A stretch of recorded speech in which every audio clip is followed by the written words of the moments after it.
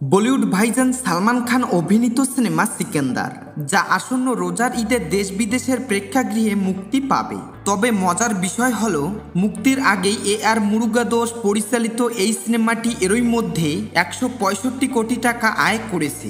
যদিও নির্মাতাদের পাশাপাশি বিশেষজ্ঞরাও মনে করছেন যে সিকেন্দার প্রথম দিন থেকেই আয় করতে চলেছে। অনলাইন সংবাদ মাধ্যম পিঙ্ক ভিলার একটি প্রতিবেদন থেকে জানা গেছে, প্রযোজক সাজিদ নাদিয়াদওয়ালা সিকেন্দার এর ডিজিটাল রাইটস, স্যাটেলাইট রাইটস এবং গানের রাইটসের জন্য প্রায় 165 কোটি টাকার একটি চুক্তি করেছেন।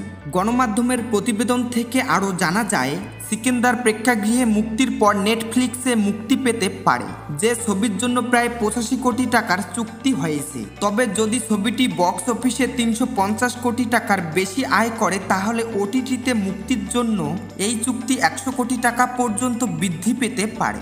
নির্মাতারা সিকেন্দার এর স্যাটেলাইট রাইটসের জন্য একটি সর্বভারতীয় চ্যানেলের সঙ্গে প্রায় 50 কোটি টাকার চুক্তি করেছে। গানের রাইটসের জন্য জি মিউজিক এর সঙ্গে 30 কোটি টাকার চুক্তি হয়েছে। মুক্তির আগেই সালমান খানের সিকেন্দার সিনেমাটি সিনেমার রাইটসের বাইরে 165 কোটি টাকা আয় করেছে। ছবিটি মুক্তির পর এই সংখ্যা 180 কোটি টাকায় পৌঁছাতে পারে, যা ছবির বক্স অফিস আয়ের উপর নির্ভর করবে। এ সিনেমায় সালমান খানের বিপরীতে অভিনয় করেছেন রাশমিকা মান্দানা।